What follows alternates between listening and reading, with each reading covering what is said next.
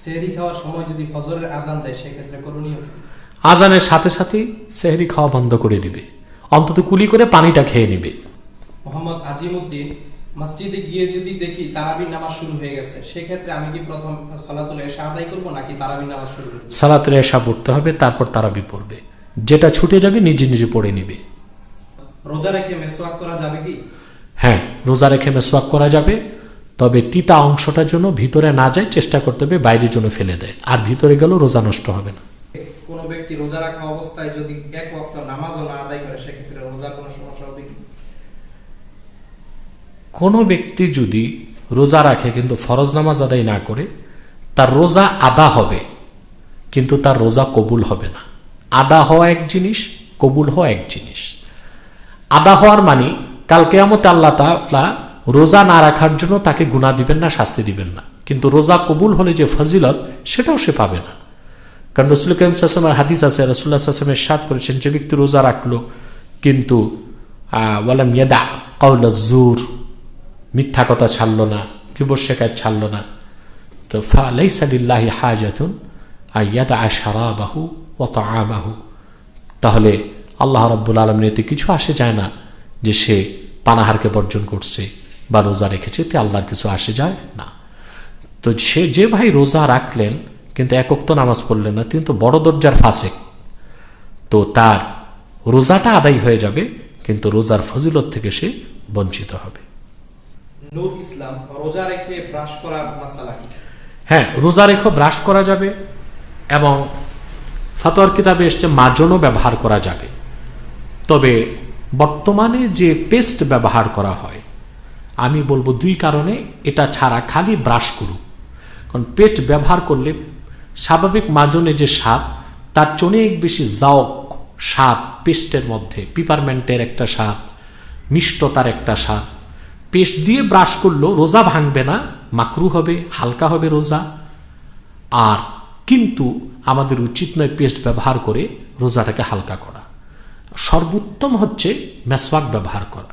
দ্বিতীয়, যে পেস্ট ব্যবহার করবে ব্রাশের সাথে, অধিকাংশ পেস্টটি হারাম, অর্থাৎ অ্যানিম্যাল ফ্যাট, পশুর চর্বি থেকে পেস্টগুলো বানানো হয়। আর যেহেতু ইহুদি বা খ্রিস্টান কোম্পানিগুলো পশুর চর্বি থেকে বানায়, বা আমাদের দেশীয় যে কোম্পানিগুলো পেস্ট বানায় তাদের মূল যে কাঁচা মালটা বিদেশ থেকে আসে, ব্রাজিল থেকে, ইসরায়েল থেকে আসে, অতএব সেখানেও হারাম থাকার সম্ভাবনা বেশি। রোজা অবস্থায় এরকম হারাম জিনিস মুখে লাগানো একটি গর্হিত অপরাধ হবে। সর্বোপরি এটা তাকওয়ার খেলাফ, নাই করা উচিত। তবে মেসওয়াক করা যাবে। রোজা অবস্থায় স্ত্রীকে জড়িয়ে ধরা কিংবা চুমু খাওয়া কি জায়েজ আছে? রোজার সময় স্ত্রীকে জড়িয়ে ধরা বা চুমু খাওয়া জায়েজ আছে। এই ক্ষেত্রে দুররে মুখতার এসেছে, ওয়ালা বা'সা বিল কুবলাতি ইযা আমিনা আলা নাফসিহি আই আল জিমা আউল ইনজাল ওয়া ইউকরাহু ইন লাম ইয়ামান। কোনো ব্যক্তি যদি দিনের বেলা, রাতে তো জড়ায় ধরার চুমা নয়, সবকিছুই চলবে স্ত্রীর সাথে, রাতে সবকিছু আল্লাহর পক্ষ থেকে জায়েজ করা আছে। দিনে রোজা অবস্থায় কোনো ব্যক্তি যদি তার স্ত্রীকে জড়িয়ে ধরে বা চুমো দেয়, সে যদি তার উপর কন্ট্রোল থাকে, কি কন্ট্রোল? ইদা আমিনা আলা নাফসিহি আই আল জিমা আউল ইনজাল, এ দিয়ে বোঝানো হয়েছে যে চুমু দিলে সে সহবাসে লিপ্ত হবে না, অথবা সহবাস ছাড়াই তার বীর্যপাত হবে না। এতটুক কন্ট্রোলিং পাওয়ার যার থাকবে, এতটুক সংযমী যদি হতে পারে, তাহলে সে দিনের বেলা রোজা রেখে স্ত্রীকে চুমু দিতে পারবে, জড়িয়ে ধরতে পারবে। ওয়ায়ুকরাহু ইন লাম ইয়ামান, আর যদি এতটুক কন্ট্রোলিং পাওয়ার বা সংযম না থাকে তাহলে তার চুমা দেওয়া মাকরু হবে। রমজানে রাত্রেবেলা স্ত্রী সহবাস করলে এবং সেহরি খাওয়ার পর যদি সকালবেলা গোসল করে এতে কোনো সমস্যা রয়েছে কি? এখন যে ভাই রাত্রি স্ত্রী সহবাস করবেন আর গোসল করবেন সকালবেলা, তিনি ফজর নামাজ কি করবেন? তার তো অবশ্যই ফজর নামাজ পড়ার জন্য অন্তত গোসল করতে হবে। হ্যাঁ, দেখা গেল যে তিনি স্ত্রী সহবাস করলেন আর সেহরি করে ঘুমিয়ে গেলেন উঠবেন বলে, কিন্তু উঠতে পারলেন না, সকাল হয়ে গেল, তখন তিনি গোসল করবেন, এতে তার রোজার কোনো সমস্যা হবে না, গোসল ফরজ আদায় হবে। তবে গোসলের সময় সতর্ক থাকবেন, নাকের পানি যেন মাথায় না যায়, আর গড়গড়া করবেন না, শুধু কুলি করবেন। একটা প্রশ্ন ছিল, ইনসুলিন নেওয়া যাবে কিনা রোজা? হ্যাঁ, রোজা অবস্থায় ইনসুলিন নেওয়া যাবে, কারণ ইনসুলিনটা পেটেও যায় না, মাথাও যায় না, এটা রক্তে মিশে। তবে আহওয়াত বা এহতিয়াতপূর্ণ মাসালা যে ইনসুলিনটা আমরা সেহরির সময় নেব, ইফতারের সময় নেব। একই ইমাম আলাদা আলাদা দুটি তারাবির নামাজ পড়াতে পারবে কি? না, আমাদের হানাফি মাযহাবে এটা চলবে না। মোহাম্মদ আরিফুল হক, আমরা জানি রোজার একটি ভালো কাজ করলে 7 থেকে 700 গুণ পর্যন্ত বেশি সওয়াব দেওয়া হয়, কিন্তু কেউ যদি গুনাহ করে সে লক্ষ্যে কি হবে? গুনাহ একটি হবে। এমডি আলামি, সাজদা সব নামাজের বেলায় নাকি শুধু ফরজের ক্ষেত্রেই? ফরজ, ওয়াজিব, সুন্নত, নফল, আদা, কাজা সকল নামাজেই যদি কোনো ওয়াজিব ছুটে যায় সাজদা সৌ দিতে হবে। মাহবুবুল আলম সিদ্দিকী, তারাবির নামাজে কি প্রতি তাকবীরে তাহরিমার পর সানা পড়তে হবে? জি, সুন্নত হচ্ছে সানা পড়বে। আব্দুল্লাহ আল ফয়সাল, আমরা 12 বছরের হাফেজের পিছনে তারাবির নামাজ পড়ে থাকি, সেটা কি সহি হবে? তারাবির নামাজটা যদি বয়স্ক হাফেজ নাই থাকে তাহলে হয়ে যাবে, তবে উচিত হচ্ছে একজন বালেগ হাফেজ রাখা। কেউ যদি রোজা না রাখতে পারে তাহলে কিভাবে ফিদিয়া দিবে? এক একটি রোজার জন্য একজন মিসকিনকে প্রতিদিন দুবেলা খাওয়াবে বা দুজন মিসকিনকে দুবেলা খাইয়ে দিবে। রোজা অবস্থায় ওযু করার সময় যদি ভুলবশত পেটের ভিতর পানি চলে যায় সেক্ষেত্রে রোজা কি আলাদা হয়ে যাবে? না, ভুলবশত চলে গেলে কিছুই হবে না। 4 রাকাত তারাবির নামাজ শেষে যে দোয়া করি সেটা কি বাধ্যবাধকতা করতেই হবে? না, বাধ্যবাধকতা নেই, কিন্তু 4 রাকাতের পর মানুষ যখন বসে থাকবে আপনি কি করবেন? তার চেয়ে তো ভালো দোয়াটা পড়া, কারণ এই দোয়াতে আল্লাহর বরত্ব মহত্বের প্রকাশ করা হয়। রোজা অবস্থায় চুল কাটা ও দাড়ি এক মুষ্টি হতে লম্বা অংশ ছিটে ফেলা, নখ কাটা, মিসওয়াক করা, আতর লাগানো আমাদের মুরব্বিয়ান ইকরাম বলেছেন শরীরের সকল অংশই রোজা থাকে, অতএব ইফতারের পরে এগুলো করা হবে না, এই কথাটি ভুল। রোজাদার রোজা রাখা অবস্থায় চুল কাটতে পারবে, দাড়ি ঠিক করতে পারবে, আতরও ব্যবহার করতে পারবে। এগুলো নিষেধ মুহরিমের জন্য, হজ করতে গেলে এহরাম অবস্থায় নিষেধ। এমনকি হাদিসে এসছে হাজামাতের কথা, এটাও কারো কারো মতে করা যাবে। এগুলোতে কোনো সমস্যা নেই, এগুলো রোজা ভঙ্গের কোনো কারণ নয়। সাইফুল ইসলাম সালাম দিয়েছেন, আমি সৌদি আরব থেকে বলছি, হুজুর তারাবি না পড়লে ওয়ালাইকুম আসসালাম। হ্যাঁ, তারাবি না পড়লেও রোজা হয়ে যাবে, কিন্তু রমজান মাসের পরিপূর্ণ ফজিলতের জন্য সিয়ামুন নাহারের সাথে কেয়ামুল লাইলও লাগবে। কারণ রাসূলুল্লাহ সাল্লাল্লাহু আলাইহি ওয়াসাল্লামের হাদিস থেকে দেখা যায় যে ব্যক্তি রমজানে দিনে রোজা রাখলো আর রাতে নামাজ পড়লো, আল্লাহ তার জীবনের সব গুনাহ মাফ করে দিবেন। রোজা তো হয়ে যাবে, কিন্তু পরিপূর্ণ রমজানুল মোবারকের ফায়দা বরকত হাসিলের জন্য অবশ্যই তারাবিও পড়তে হবে। আর যেহেতু তারাবি সুন্নতে মুআক্কাদা, প্রতিদিন তারাবির নামাজ ছেড়ে দিলেও গুনাহ হবে। কারণ ফতোয়া স্বামীতে এসেছে যে ইয়াসামু বিতারকি সুন্নাতিল মুআক্কাদাতি কাল ওয়াজিব, কোনো ব্যক্তি সুন্নত মুআক্কাদা তরক করলে গুনাহগার হবে সেই রকম, ওয়াজিব তরক করলে যেই রকম গুনাহগার হবে। লন্ডন থেকে আবুল কালাম আজাদ ভাই জানতে চেয়েছেন, আমাদের এই স্থানের মধ্যে এক ইমাম সাহেব বলেছেন কেউ যদি তারাবির নামাজের শেষে যে দোয়াটি আমরা পড়ে থাকি সেটি পড়ে তাহলে সে জাহান্নামে যাবে। না না, ইমাম সাহেব বাড়াবাড়ি করেছে। লন্ডনে ইমাম সাহেব কোন মাদ্রাসার ছাত্র তাই তো আমার জানা নেই। তারাবির পরে যে আমরা দোয়া পড়ি, এই দোয়া পড়া মুস্তাহাব, এতে কোনো সমস্যা নাই, কারণ দোয়াতে আমরা আল্লাহর কাছে চাই। আর রাসূলুল্লাহর হাদিস আছে, রাসূলুল্লাহ সাল্লাল্লাহু আলাইহি ওয়াসাল্লামের হাদিস আছে, হযরত আনাসকে আল্লাহ রাসূল সাল্লাল্লাহু আলাইহি ওয়াসাল্লাম বলেছেন, কুল দুবুরা কুল্লি সালাতিন বাদা মা তারফাউ ইয়াদাইক, প্রত্যেক নামাজের পরে তুমি 2 হাত তুলে বলো। এরপর রাসূলুল্লাহ সাল্লাল্লাহু আলাইহি ওয়াসাল্লাম একটি লম্বা দোয়া বলেছেন। তাই রাসূলুল্লাহ সাল্লাল্লাহু আলাইহি ওয়াসাল্লাম যেহেতু আনাস বিন মালিককে প্রত্যেক নামাজের পর দোয়া করতে বলেছেন, তো তারাবির নামাজ তো নামাজ, তারাবির নামাজের পর দোয়া করলে সেটা সুন্নতেরই অনুসরণ হবে। সে সুন্নত আমল করে কেউ জাহান্নামে যাবে কেন? বরং এইরকম দায়িত্ব জ্ঞানহীন উদ্ভট ফতোয়া যে মৌলবি দিয়েছে সেই জাহান্নামে যাবে। জাপান থেকে আব্দুল্লাহ আল মামুন শাইখের কাছে জানতে চাচ্ছি, আমি জাপানের মধ্যে একটি রেস্টুরেন্টের মধ্যে থাকি, সেখানে সেহরির সময় এবং ইফতারের সময় কোনো আজান শুনি না, সেক্ষেত্রে আমি কি করব? জাপান থেকে যে ভাই প্রশ্ন করেছেন, রেস্টুরেন্টে তিনি আজানও শুনেন না, তিনি ঘড়ি দেখে সেহরির সময়টা নির্ধারণ করবেন এবং ঘড়ি দেখে সেহরির শেষ সময়টুকুন ধরে তিনি খাওয়া দাওয়া করবেন। বাড়িতে পুরুষ এবং মহিলা একত্রে জামাত আদায়ের ক্ষেত্রে মাঝখানে কি কোনো পর্দা দিতে হবে? বাড়িতে যে মহিলারা নামাজ পড়বে, পুরুষদের সাথে, ওই মহিলাগুলো যদি তার রক্তের সম্পর্ক হয় পর্দার দরকার নাই। আর যদি শখ করে কোনো মহিলা বাহির থেকে চলেই আসে আর তার যে রক্তের সম্পর্কের না হয়, তাহলে তো অবশ্যই পর্দা রেখে দেওয়া উচিত।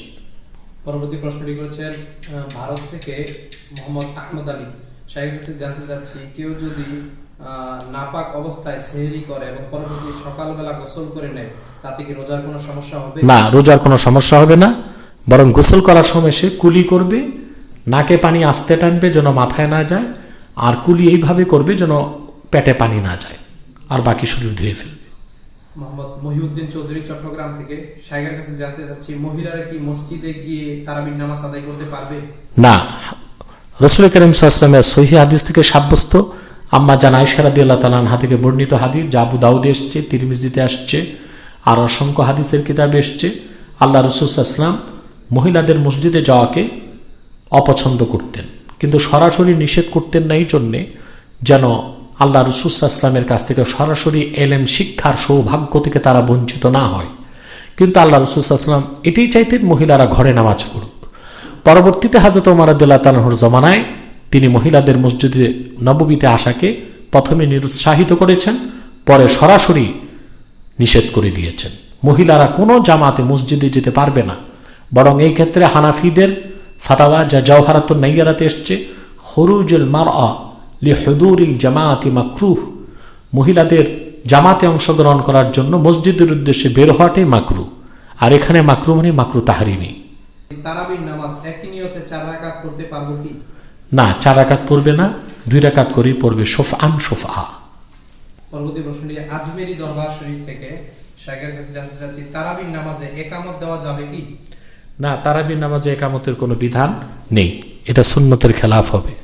একজন প্রশ্ন করেছেন, যে কোনোভাবে বীর্য বের হলে সাহেরির আগে গোসল করতে পারিবারিক লজ্জা পেলে সকালে গোসল করলে রোজা হবে কিনা? এক ভাই প্রশ্ন করেছেন, যে কোনোভাবে গোসল ফরজ হয়ে গেলে পারিবারিক কারণে বা লজ্জার কারণে সকালে গোসল করলে হবে কিনা। গোসল তো হয়ে যাবে, কিন্তু প্রশ্ন হলো এই ভাই ফজর নামাজের কি করবেন? তিনি কি ফজর নামাজ বাদ দিবেন? এটা তো তার আকবরুল কাবায়ের, সবচেয়ে বড় কবিরা গুনাহ হবে। অতএব তাকে গোসল করেই ফেলতে হবে, অন্তত ফজর পড়ার জন্য হলেও। আর তারপরেও যদি কোনো কারণে সে গোসল করতে নাও পারে, নামাজ কাজাও করে, সকালে গোসল করলেও তার রোজা হয়ে যাবে, এতে রোজাতে কোনো বিঘ্নতা সৃষ্টি হবে না। মোহাম্মদ শহীদুল ইসলাম, হিন্দু ধর্মের লোকদের সাথে কি ইফতার করা যাবে? হিন্দু লোকজনের সাথে বন্ধুত্বের কারণে যদি কেউ খাওয়া দাওয়া করে, এটা তাকওয়ার খেলাফ, তবে জায়েজ হবে, এটা স্বাভাবিক খাওয়া দাওয়া।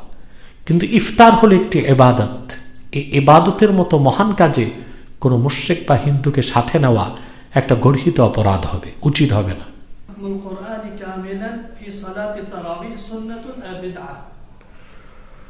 খাতমে কোরআন তারাবিহীন নামাজের মধ্যে পরিপূর্ণভাবে শেষ করা কোন অবস্থায় বিদআত নয়, বরং এটাও সুন্নাত।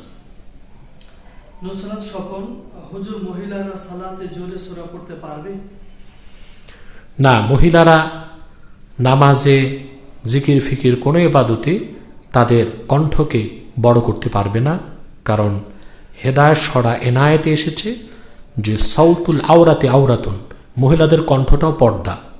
অতএব ধীরে ধীরে এবং আস্তে আস্তে তেলাওয়াত করবে, তবে মহিলা তার ঘরের ভিতর পর্দার পরিবেশে এতটুকু যে পড়তে পারবে যে সে নিজে শুনে। একটি প্রশ্ন বারবার এসেছে, নামাজে বর্তমান সময় যে কাতারের সময় 2 হাত করে ফাঁক রাখা হয়, সে বিষয়ে আবার বললে। নামাজের কাতারে যে 2 হাত করে ফাঁক রাখা হয়, এটা কেউ কেউ কিছু দলিল দিয়েছে, কিন্তু আমার মনে হয় তাদের দলিলগুলো তারজিহ পাবে না। কারণ আল্লাহ রাসূল সাল্লাল্লাহু আলাইহি ওয়াসাল্লামের হাদিস আছে, আল্লাহ রাসূল সাল্লাল্লাহু আলাইহি ওয়াসাল্লাম ইরশাদ করেছেন, সাব্বু সুফুফাকুম ফাইন্না তাসওয়াতাস সুফুফি মিন তামামিস সালাহ। রাসূল করিম সাল্লাল্লাহু আলাইহি ওয়াসাল্লামের আরো হাদিস আছে, সাব্বু সুফুফাকুম ওয়া তারাসু, তোমরা কাতারকে সোজা করো এবং একের সাথে পরস্পরকে শক্তভাবে একত্রিত হয়ে দাঁড়াও। তার থেকে বোঝা যায় যে 2 হাত 3 হাত ফাঁক করে দাঁড়ালে জামাতের পরিপূর্ণ সওয়াব থেকে বঞ্চিত হবে এবং সুন্নতের এটা মুখালিফাত হবে, বিরোধিতা হবে। এই কাজটি করা উচিত হবে না। বরং অন্য হাদিসে এসছে যে কাতারে যদি দুইজন মুসল্লির মাঝখানে কোনো ফাঁক থাকে, ওখানে শয়তান দাঁড়িয়ে যায়। তা আমরা বেহুদা আমাদের নামাজে শয়তানকে কেন শরীক করব? তা না করেই তো উচিত। মোহাম্মদ বাবুল মোল্লা, অমুসলিমদের দেওয়া ইফতার খাওয়া যাবে কি? অমুসলিমরা যদি দেয় আর বস্তুগুলো যদি হালাল হয়, তাহলে ইফতার করলে ইফতার হবে, কিন্তু মাকরু হবে, ইফতারের সব থেকে বঞ্চিত হওয়া হবে। বাসায় একাকী তারাবি নামাজের ক্ষেত্রে কেরাত করার ক্ষেত্রে আমরা কি উচ্চ আওয়াজে পড়বো নাকি নিম্ন আওয়াজে পড়বো? সে তারাবির নামাজে জোরে জোরেও কেরাত পড়তে পারবে, কোনো সমস্যা নেই। কোরআন শরীফ দেখে দেখে পড়লে যে সওয়াব হয়, মোবাইলের সফটওয়্যারের মাধ্যমে দেখে পড়লেও কি একই সমান সওয়াব হবে? হ্যাঁ, সফটওয়্যারে দেখেও যদি অজুর সাথে সে কোরআন কারীম বিনয় ও আদবের সাথে পড়ে, সমান সওয়াব পাবে। স্বামী স্ত্রী যদি একত্রে নামাজ আদায় করে, সেক্ষেত্রে দুজনের মধ্যে কি স্ত্রী কি একামত দিবে? না, স্ত্রী একামত দিবে না, স্বামী একামত দিবে। কারণ স্ত্রী একদিন একামত দিলে আরেকদিন ইমামতিতে দাঁড়িয়ে যাবে, সমস্যা আছে। ভারত থেকে মোহাম্মদ ঈসা খান, তারাবি টাকা তুলে সেগুলো মসজিদে কি ব্যয় করা যাবে? এটা উচিত হবে না, কারণ তারাবির টাকার হকদার হচ্ছে যিনি তারাবি পড়ান তিনি। তো তার হক নষ্ট না করে মসজিদের হকে দিবেন কেন? আল্লাহ তাআলা কি বলেছেন? আল্লাহ রাসূল সাল্লাল্লাহু আলাইহি ওয়াসাল্লাম বলেছেন, ফাতি কুল্লাযী হাক্কিন হাক্কা, প্রত্যেক হকদারকে তার হক বুঝিয়ে দাও। মসজিদের হক ইমামের জন্য জায়েজ না, আর ইমামের হক মসজিদের জন্য জায়েজ না। ওটা ইমামের হক ইমামকে দিতে হবে। প্রথমে যদি সালাতুল ইশা, তারপর বিতের এবং ধারাবাহিকভাবে শেষে তারাবি নামাজ পড়ি, তাতে কি কোনো সমস্যা রয়েছে? সমস্যা নয়, তবে উত্তম হবে ফরজ এশা, তারপর 2 রাকাত সুন্নাত, তারপর তারাবি, তারপরে তাহাজ্জুদ, তারপরে ওয়েতের। বর্তমানে করোনার পরিস্থিতিতে কোন হিন্দু যদি কোনো মুসলমানদেরকে ত্রাণ দেয়, সেক্ষেত্রে সেটি নেওয়া কি জায়েজ হবে? ত্রাণ দেওয়া নেওয়া, কোনো হিন্দু যদি ত্রাণ দেয়, বিত্তমান হিন্দু, সে তো কোনো ফায়দা পাবে না। সে মানবিক কারণে যদি ত্রাণ দেয়, গরিব মুসলিমরা তা নিতে পারবে, এতে সমস্যা নেই। রমজান মাসে যদি কেউ মারা যায়, তাহলে সে জান্নাতে যাবে, এই কথাটি কি সঠিক? রমজান মাস যেহেতু বরকতের মাস, আর যদি সে ইমানদার হয়, অর্থাৎ তার আমলনামায় কোনো শিরক কুফর না থাকে, গুনাহ থাকে, আশা করা যায় রমজানের বরকতে আল্লাহ তারা মাফ করে দিবেন।